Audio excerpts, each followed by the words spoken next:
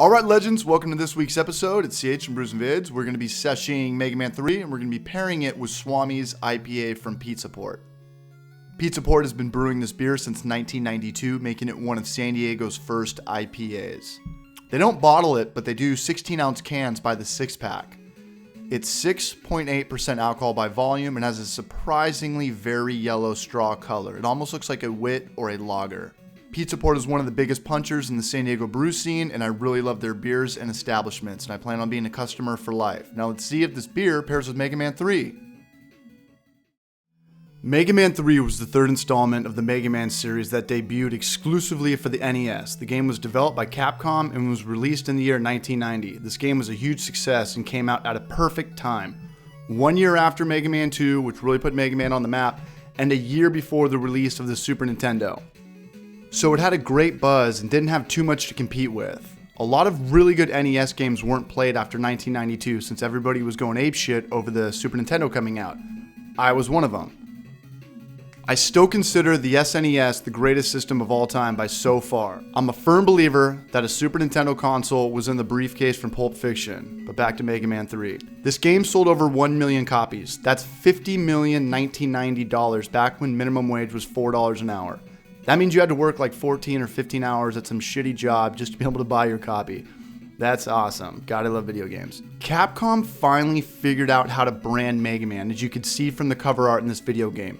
Mega Man looks fucking great. He's not a grown man shooting a Glock or a 9mm from Mega Man 2, or a ghoulish looking old man from Mega Man 1. God, this cover is a nightmare.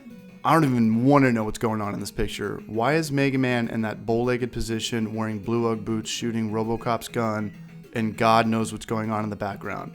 Mega Man 3 cover art is one of the best of all time. He's not a grown man that kind of looks like my dad. Love you, Dad. He's a robot boy. He doesn't shoot a Smith & Wesson, he shoots an M-Buster that is permanently connected to his hand. He's all blue, and this is what his helmet and boots are supposed to look like. The game takes place in the year 200X. I have no idea what that means. The main antagonist from the previous two Mega Man games, Dr. Wily, claims he's not angry anymore and no longer wishes to rule the world. He teams up with Dr. Light. Dr. Light is the creator of Mega Man and one of the few good guys in the series, and wants to build a giant peacekeeping robot named Gamma. It's always been Dr. Light's dream to build a robot that would protect the world from evil. But of course, Dr. Wily goes rogue, steals Gamma from Dr. Light, and plans to use Gamma for world domination. So Mega Man has to defeat all the robot masters and show up at Dr. Wily's castle and destroy Wily and Gamma.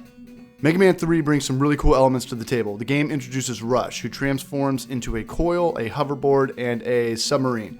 You get the coil to start out the game, but the other two upgrades are given once you beat specific robot masters.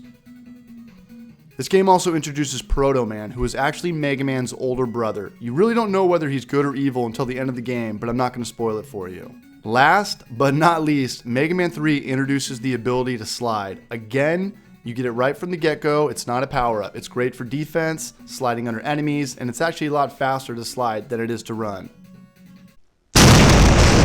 Okay, you know what that means. First trivia question. Who is this? What is the name of the artificial intelligence that gives the Master Chief intel? I'm not too worried about the correct spelling, as long as I can sense you know the answer. I don't even know how to spell her name. And there we go. Okay, and lastly, before we start the walkthrough, I want to talk about the soundtrack to Mega Man 3 because it's fucking awesome. It's phenomenal. I'm a firm believer that early Mega Man games spawned techno music. So in theory, without Mega Man, there's no Deadmau5, there's no David Guetta. Okay, so let's get into it. I hope you're ready. Click here for the complete playlist, and let's see if our beer pairs with Mega Man 3. And good luck to whoever is participating in this giveaway.